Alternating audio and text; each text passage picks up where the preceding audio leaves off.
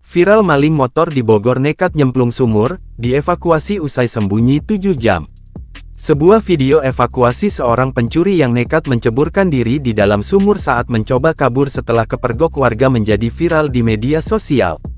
Pencuri itu ditemukan bersembunyi di sumur semalaman setelah gagal melakukan aksi pencurian sepeda motor.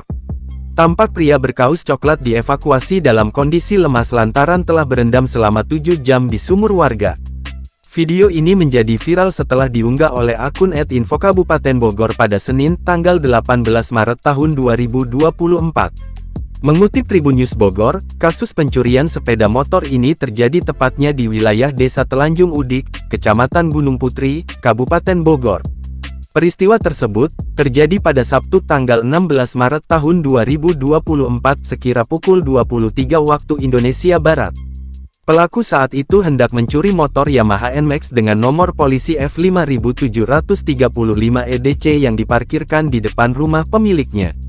Pemilik motor saat itu juga belum lama memarkirkan motor dan masuk ke dalam rumahnya tersebut. Kemudian, korban bergegas keluar rumah untuk mengecek. Korban terkejut melihat motornya sedang didorong oleh orang tak dikenal. Sontak korban pun langsung meneriakinya maling. Hal tersebut dibenarkan oleh Kapolsek Gunung Putri, AKP Didin Komarudin saat dikonfirmasi. Ketika korban memarkir sepeda motornya dan masuk ke dalam rumah, ia mendengar suara mesin motor dinyalakan. Keluar rumah, korban melihat seseorang tengah mendorong kendaraannya.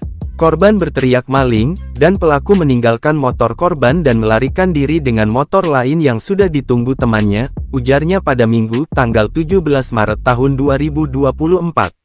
Salah satu pelaku sempat bersembunyi di dalam sumur, dan video kejadian tersebut menjadi viral di media sosial.